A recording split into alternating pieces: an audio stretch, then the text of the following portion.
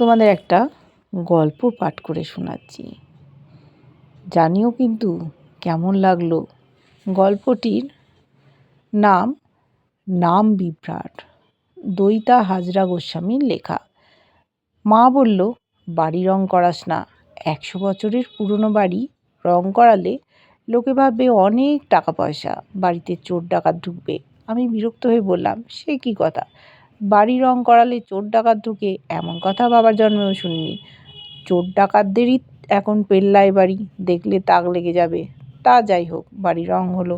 এবারে ভাবলাম একটা কলিং বেল বসাই। মা বলল, দুষ্টু ছেলেরা রাত দুপুরে কলিং বেল বাজিয়ে পালিয়ে যাবে, কি ঝামেলা। তা গলিতে কেউ হাঁক পারলেই, হ্যাঁ কি হয়েছে, কে বলে দেখতে যাওয়াটা মায়ের একটা শখ মনে হয়।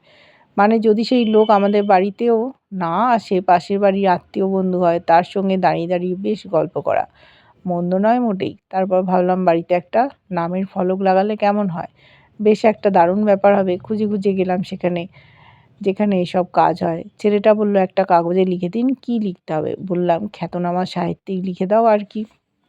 লোকজন বাজার যাওয়ার রাস্তায় রোজ একবার করে নামটা দেখবে, তাদের স্মৃতিতে গেঁথে যাবে। আজ না হয় কাল তো বিখ্যাত হবই। তাতে ছেলেটা বেশ একটা রসিকতার চোখে তাকালো। খুব পাকা ছেলে, সাহিত্য টাহিত্য কিছুই পড়ে না। যাই হোক, তাকে লিখতে দিয়ে তার নম্বর নিয়ে বাড়ি এলাম, কিন্তু মাথায় পোকা নাচছে। খ্যাতনামা কথাটা কি ঠিক হবে? দুষ্টু ছেলেরা যদি শুরুতে একটা কু বা অ লিখে দিয়ে যায়। আমি দোকানে ফোন করে বললাম, শোনো, খ্যাতনামা কেটে বিশিষ্ট সাহিত্যিক করো। আবার 5 মিনিট এদিক ওদিক ঘুরে মনে হলো, যদি বিশিষ্টর আগে দুষ্টু ছেলেরা একটা ল্যাজ জুড়ে দেয়। যদিও প্রত্যেকেই ল্যাজ বিশিষ্ট, তবে সেটি ইনভিজিবল থাকাই শ্রেয়।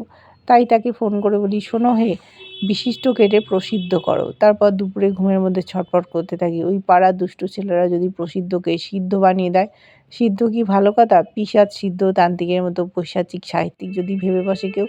এবারে দোকানের ছোকরায় বিরক্ত হয়ে বলল, কি লিখবো ঠিক করে বলুন, একবার লিখে ফেললেই কিন্তু আর চেঞ্জ হবে না। ঠিক আছে বাবা, বিশিষ্ট সাহিত্যিক এসব কিছুই লিখতে হবে না। ডক্টরেট করেছি তো, খুব কষ্ট করে, খালি ওটা জুড়ে দাও।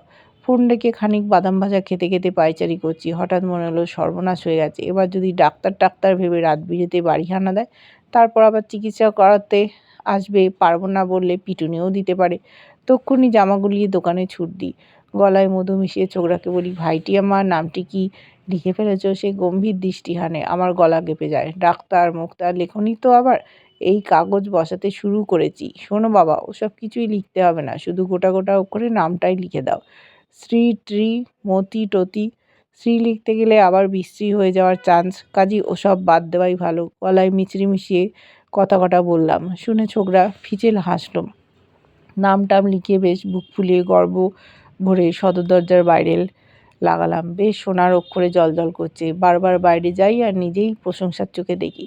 রোজ বাজার যাওয়ার রাস্তায় লোকজন, ছোট ছোট ছেলেরা বানান করে নাম পড়ে যায়, বেশ লাগে। কেউ কেউ বলে, নামটা কোথাও শুনেছি বলে মনে হচ্ছে।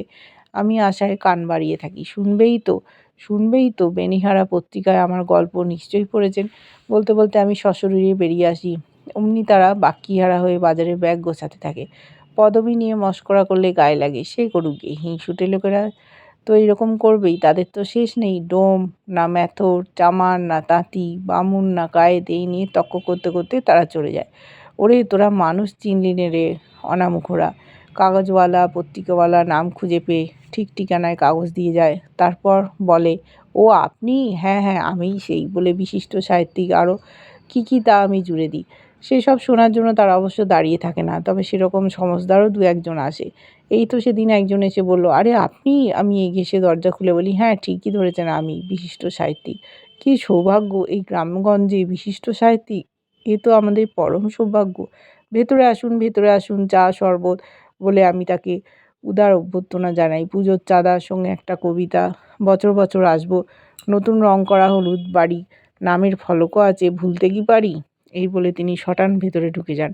একদিন খিলখিল হাসি শুনে বাইরে বেরিয়ে চক্ষু চরকায়। পাড়ার সেই সব মটকররা নামের শেষে ল্যাজের মতো জফলা দিয়ে নামের মাথায় দুটো শিং বসিয়ে দিয়েছে।